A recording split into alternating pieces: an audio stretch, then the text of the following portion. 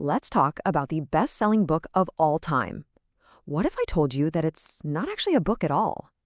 Today, we're jumping into the Bible, and we're going to see why thinking about it as a library instead of a single book, well, it changes everything.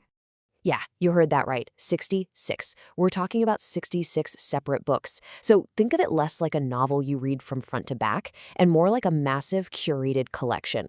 You've got these epic historical accounts, you've got beautiful poetry, deeply personal letters, and some truly mind-bending prophecy, all bound together in one volume. And the authors?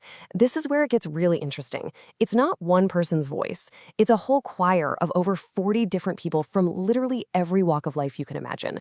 We're talking about kings writing alongside fishermen, doctors and shepherds, prophets and tax collectors. It's an incredible snapshot of the ancient world. But here's the part that really blows my mind. This entire library was put together over a period of 1,500 years. I mean, think about that. A single literary project spanning massive empires. Egypt, Babylon, Persia, Rome. It's a scale that is it's almost impossible to wrap your head around today. So how in the world do we start to unpack something this massive? Well, here's our game plan. First, we're going to look at that library structure. Then we'll trace the single epic story that weaves through all of it. After that, we'll dig into some hard, physical evidence. And finally, we're going to ask the big one. Can you actually trust it? All right, first up, that's structure. How do you possibly organize a library of 66 books written over 15 centuries? Turns out it's actually simpler than you might think. It's split into two main acts, or testaments. The first part, the Old Testament, is essentially the story of a promise, God making a special covenant with the nation of Israel. The second act, the New Testament, is the story of that very same promise being fulfilled, but this time for the whole world, through Jesus. It's one grand narrative told in two parts, a promise made and a promise kept. Okay, so if it's one grand story, what's the plot? Let's trace that unifying narrative arc from the very beginning to the very end. It all kicks off way back, around 2000 BC, with that promise made to a man named Abraham. From there, the story follows his descendants as they grow into a nation, escape slavery in Egypt, and eventually establish this great kingdom under King David. But it's not all smooth sailing. After centuries of turmoil and even exile, the story takes this incredibly dramatic turn with the arrival of Jesus. His life and his teachings launch a movement that becomes the early church, and the story culminates with the writings that make up the New Testament. But here's the question, right? Is this all just a great story, or is it actual history? This is where things get really, really cool, because we can actually put the Bible's claims to the test against the archaeological record. So let's dig in and look at the evidence. All right, let's take King David, a central figure in the Old Testament. For centuries, many skeptics just dismissed him as a legend, kind of like King Arthur, a great character, but probably not a real guy. There was zero evidence for his existence outside the Bible. Until there was.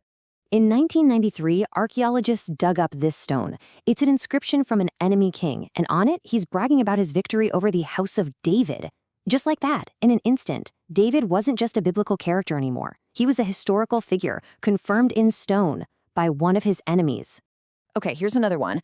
The Bible tells this very specific, very detailed story about the Jewish people being conquered and exiled to Babylon, and then decades later, being allowed to return by a Persian king named Cyrus. It sounds like a great story, but could that really be true? Well, check this out. This is the Cyrus Cylinder. It's an official decree from King Cyrus himself. And on it, he records his policy of letting exiled peoples return to their homelands and rebuild their temples. It's a perfect, independent match for the story told in the book of Ezra. You've got history and the Bible lighting up hand in hand. So let's jump forward to the New Testament.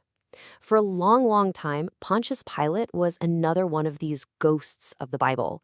He's a major player in the trial and crucifixion of Jesus, but for centuries, there wasn't a single shred of physical evidence that he ever even existed. And then, in 1961, construction workers discovered this limestone block, and carved right into it, clear as day, is the inscription, Pontius Pilate, Prefect of Judea. Just like that, another key biblical figure steps right out of the pages and into the historical record. So we've seen how archaeology can back up the Bible's historical claims, which is pretty amazing. But what about the text itself?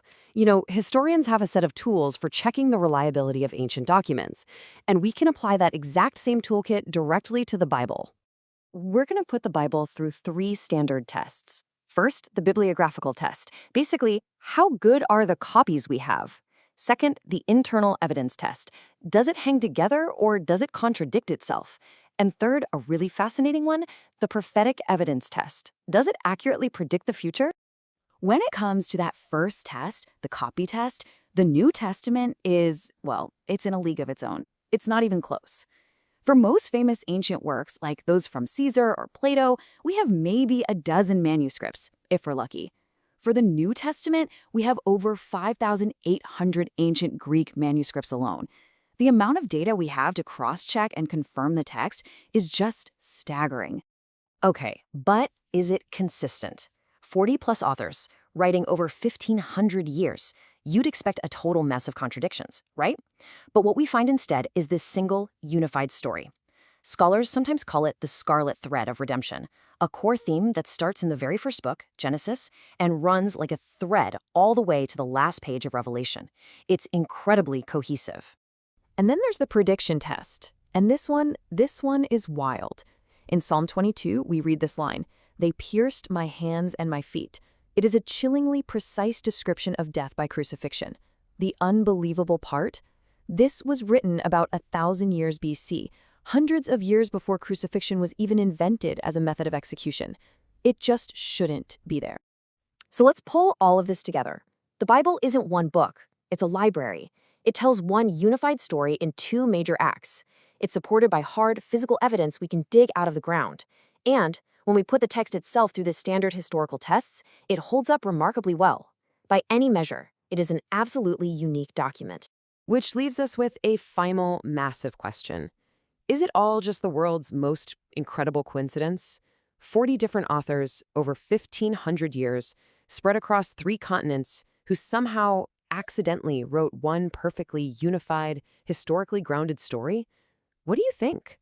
That's the question the Bible invites every single one of us to answer.